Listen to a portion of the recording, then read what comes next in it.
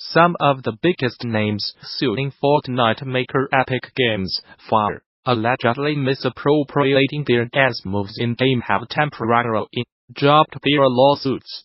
Fresh Prince actor Alfonso Ribeiro, rapper Tommy, and dancer Russell Honing, a.k.a. Backpack Kid, have all dropped their claims against Epic, but are expected to reinitiate proceedings in the future. As reported by The Hollywood Reporter, all three plaintiffs are represented by the same law firm, Pierce Bean Bridgeback Price Hack, which has described the move as purely procedural.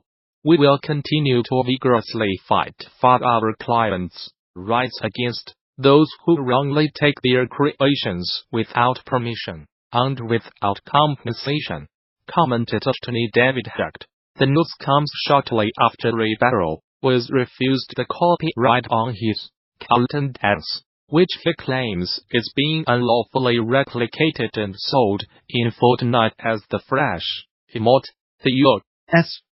Copyright Office told Ribeiro that 3 individual dance steps is not registrable as a choreographic work, potentially damaging his case against Epic. As for Epic, the company claims that one can own a dance step, and suggested the lawsuit is facing are fundamentally at odds with free speech principles. It'll be interesting to see how each plaintiff attempts to move their case forward after the current hiatus. Lawsuit results could have wide-ranging consequences for developers throughout the games industry. On September 7, 2008, Maxis released one of the most ambitious games of its time, Spore.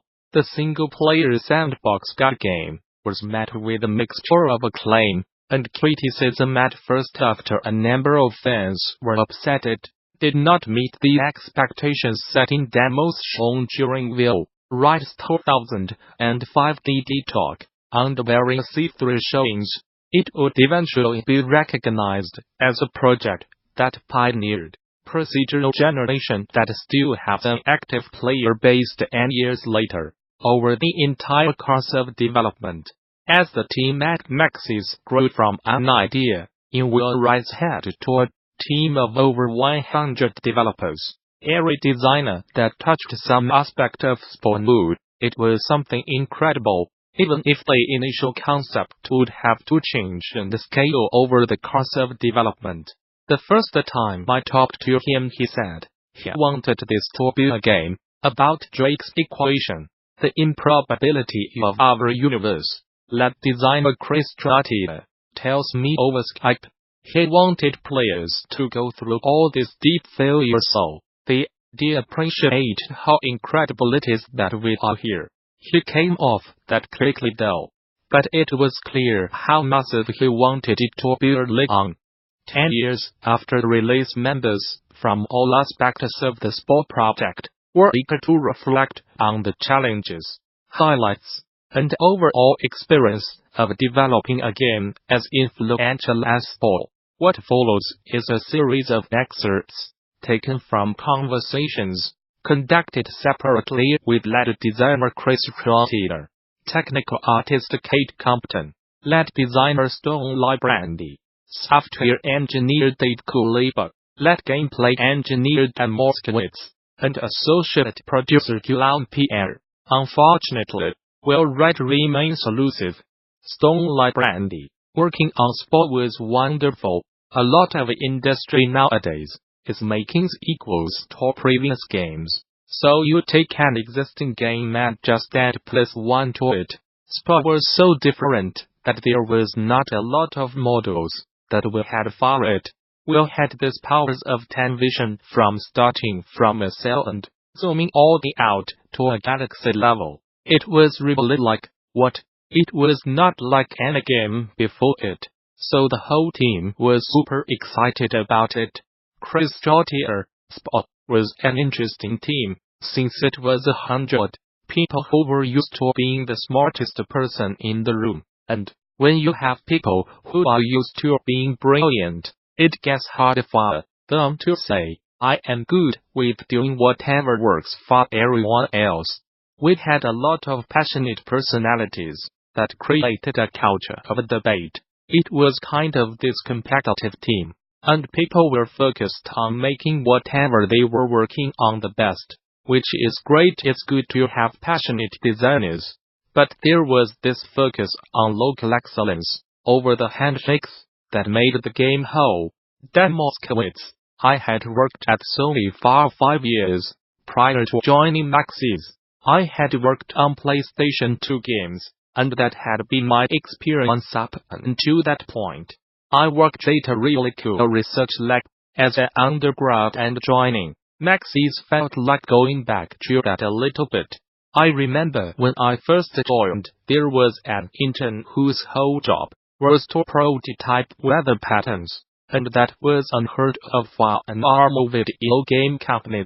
We had someone working on that interstitial sort of background part of the game, because we wanted the weather to have some kind of real simulation behind it. That feeling of creating creative tools was baked into the culture at Maxis. We were more into things that let you build worlds the way you wanted. Pierre, when I first saw the design document back in 2003, I was like, good luck with that. Part of the game was like Pac-Man. Part of it was like Diablo.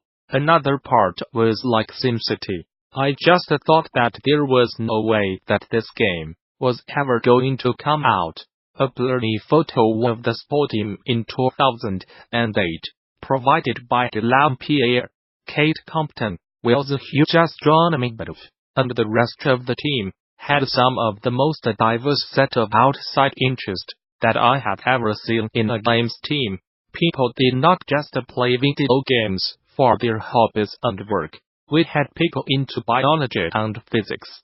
We had numerous people just came in with the world of ideas, and since this was a game about everything was in scope. So we had a lot of different prototypes floating around, including a very sophisticated particle simulation of oceans to Drake's equation about how life propagates across galaxies. There was just a lot of stuff like that. The gameplay was always the tricky part. You can have a lot of independently interesting situations, but you need to tie them together. Date Guliba. I had no prior experience before joining Sport, so one of my takeaways was, making games is complicated and frequently messy. It's not at all this clearly defined plan that you had. It was a powerful lesson, in that the scope of the game was big as if we had it all figured out. The demo did a great job of presenting this impression of what the game could be, but it barely scratches the surface of what the game needed to be. Figuring all that stuff out, like what makes the different parts fun. Why would you do this versus that? How do these link together? And how do you even manage to make it work in the first place? Another interesting aspect was figuring out the scope of the game in terms of schedule. There was this impression that the game was both an infinity away from being done, and always just about to ship. Innovation with a vision. But what about game design? Pierre, Chris Hacker, and Soren Johnson, who host a podcast together, said something like how Will was more interested in building a game studio and seeing all the different developers interact with each other. Like that was his game. He hired a lot of talented people, based off their personalities and such. He wanted to see how they interacted and came up with a game. Like Brandy, we had a really strong vision, but we did not have strong game design behind the vision. Like what is the player actually doing from a gamer point of view? If you take a look at the creature editor, outside of the rest of the game, it's just wonderful. It makes you smile. Even today, it's such a fun toy and it's easy to see why it's compelling. But once you start thinking about game systems, like what the goal is, how will we make them feel like they're leveling up? What's the skill progression? And things that are traditionally associated with games. A lot of that was just missing. Compton, it was amazing to see procedural generation used for so many things. The skin generation system, all the procedural mesh generation of the characters, the multiplayer layers animation systems, and there were entire procedural music systems. There was so much that we tended to even forgot the music gods were back there in a room working on things.